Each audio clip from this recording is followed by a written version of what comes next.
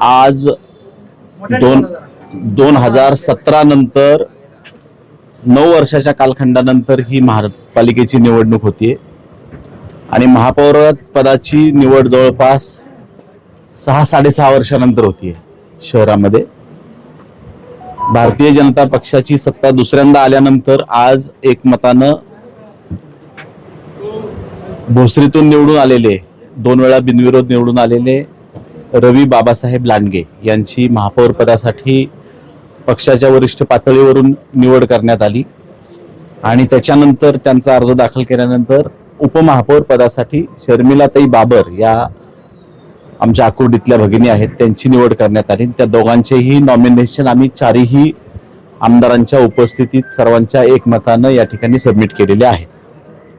पहिल्यांदा नाव वेगळंच होतं उपमहापौर पदासाठी, ऐन वेळी का बदलण्यात आलं, काय नक्की कारण? आणि ते नाराज आहेत कसे?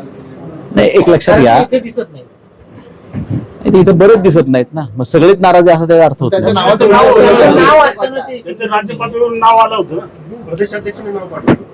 हो मान्य आहे, परंतु काही बदल राजकीय परिस्थितीमध्ये घडामोडीत होत असतात.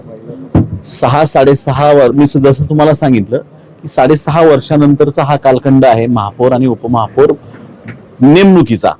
त्यामुळं तुम्हालाही आठवत असेल की या अशा घडामोडी इथनं पूर्वी सुद्धा भूतकाळात घडलेल्या आहेत.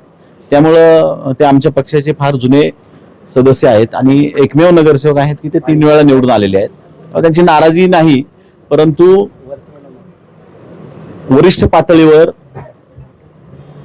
त्या पदाकरिता दुसरं नाव इच्छुक झाल्यानंतर निश्चितच त्यांच्या विचारानुसार शर्मिलाताईंची नेमणूक आम्ही करण्यात आली आणि त्यांचं नॉमिनेशन आम्ही आता सबमिट केलं. स्टँडिंग साठी तरी त्यांचा विचार होईल का? कारण की स्टँडिंग साठी पण आग्रही आहे. मागच्या वेळेस पण स्टँडिंगचा विषय हा येत्या 10-15 दिवसात ठरेल. सत्तारूढ पक्षनेतेपदी माझी आणि महापौरपदी रविभाऊची निवड झाल्यानंतर या शहरामध्ये महिलांना सुद्धा तेवढंच प्राधान्य देण्याची भूमिका गेल्या अनेक वर्षातली तुम्ही पाहताय. तोच प्रयत्न यशस्वी करताना शर्मिलाताईंची नेमणूक उद्याच्या काळात उपमहापौर म्हणून झालेली असेल, एवढं मात्र मी तुम्हाला एकदम स्पष्टपणानं सांगतो.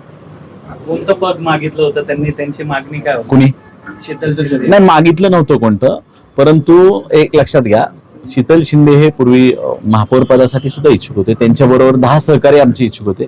ऑब्व्हियसली पद एकच आहे तर एकाचीच कुणाची तरी निवड होणार आहे आणि वरिष्ठ पातळीवर सुद्धा त्यांची सुद्धा कसरत होत असते, या आमदार लोकांची कसरत होत असते की कोणाला निवडायचं. आपले सगळे सहकारी चांगले असतात, त्यामुळे ऑब्व्हियसली काही ना काहीतरी कॉम्प्रोमाइज करून आणि त्यांना काही भविष्यातल्या कमिटमेंट करून या गोष्टींना कुठं ना कुठेतरी वेळ